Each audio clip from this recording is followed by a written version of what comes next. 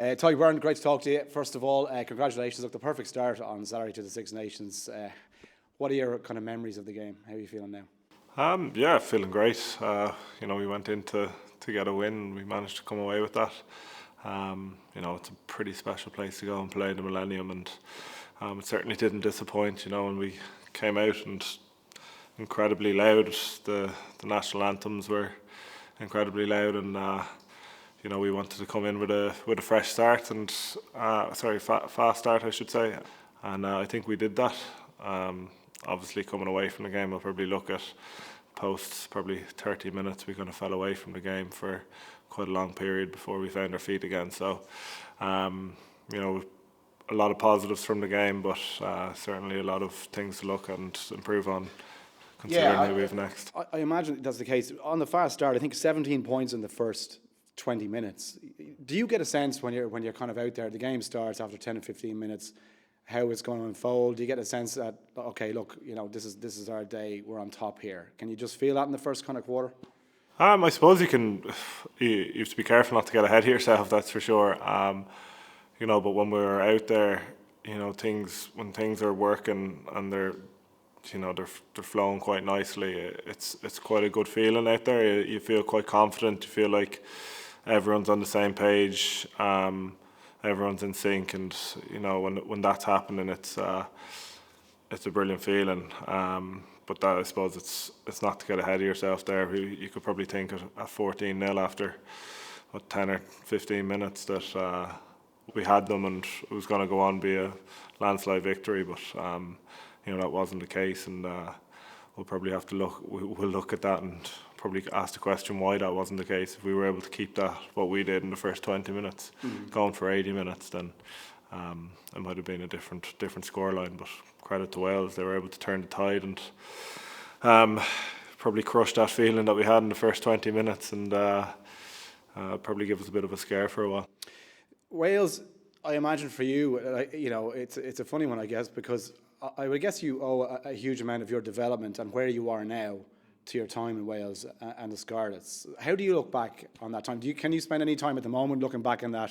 How do you feel about it? Yeah, well, I'm forever grateful for Wales for giving me that opportunity. I think my story is pretty documented at this stage in terms of the fact that I was pretty much giving up rugby, and here I am 5-6 years down the line from leaving, and getting to play for my country in the Six Nations. So it's been a hell of a whirlwind, but I owe a huge amount of that to Scarlets and to everyone in Wales for accepting me and making that happen.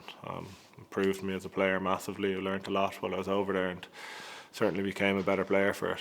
Do you think you need a certain kind of character to do that, though? It's not easy sometimes to take that step and go away, to move away. Yeah, I suppose it isn't, and maybe some players wouldn't be able to do it, but when you want it bad enough, you're willing to sacrifice things, and there's a lot of players out there who probably don't realise they're able for it, but sometimes you just kind of have to take the leap.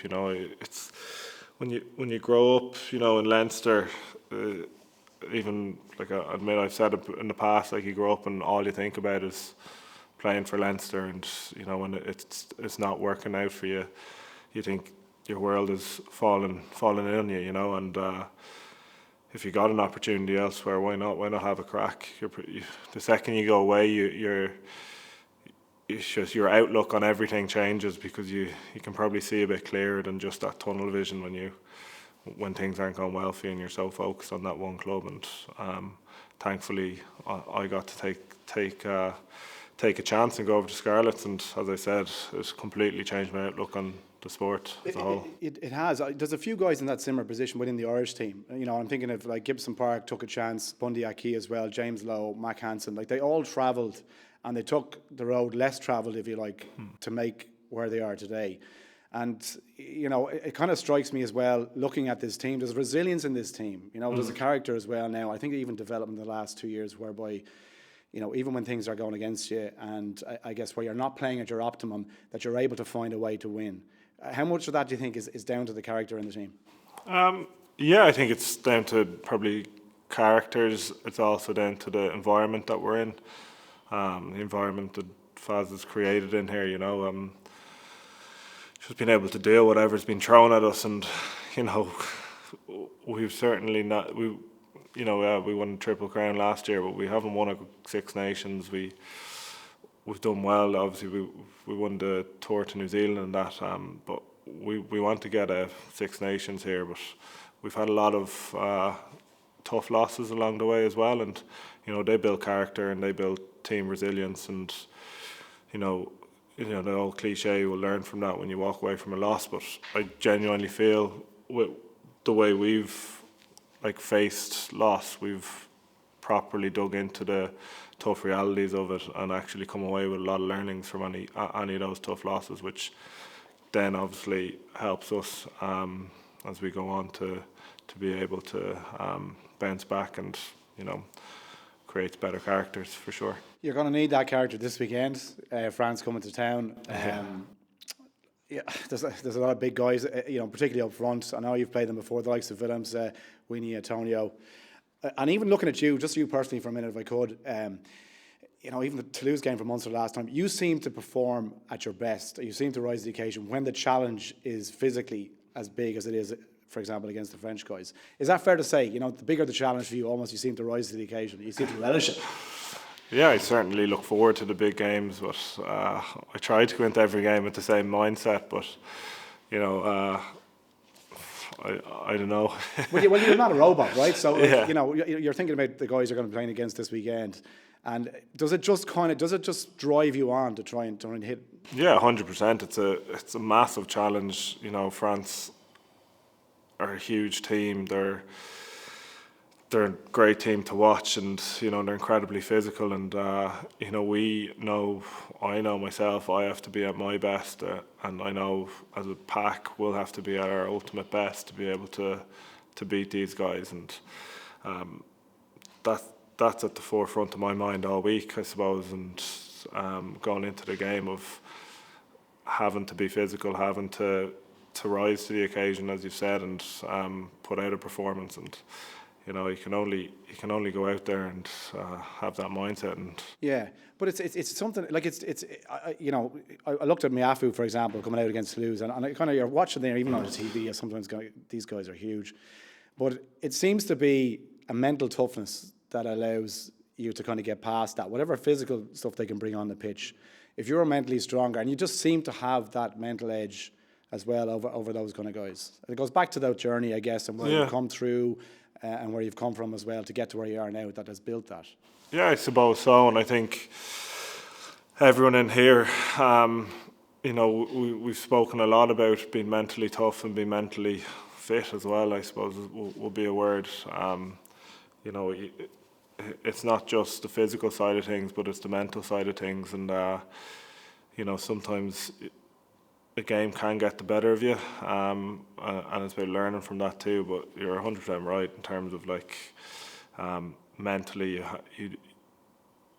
you have to think that you have an edge over an opposition, and going into these types of games, that's how I would feel. I have to be mentally one step ahead of them for sure. Is Paul O'Connell helpful in those kind of situations? Like he was a master at that. I think he generally accepted. He could outthink opposition perhaps sometimes. And how much would you lean on him in a coaching capacity where he is now? Yeah, no, Paulie's been incredible since he's come in. His detail, you don't never not see a laptop in front of him, and anytime you sit down beside him, you could end up sitting beside him for 2 hours if you let yourself, because you can go that deep into conversations about rugby with him, and he knows so much about it, and you can learn so much off him from it, and he's been, as I said, he's been class since he's come in, and we pick his brain as much as we can, and he's been coaching us incredibly well. Yeah. Brilliant. The Aviva this weekend, the atmosphere is going to be great. You mentioned the Principality last weekend in Cardiff. It's a brilliant stadium as well. But I think you're going to need the Irish crowd as well to play their part this weekend. Is that your sense of it? Yeah, for sure. Every time we play at home, the crowd's absolutely incredible, and we're certainly going to need it this weekend. I think we spoke after the France game last year.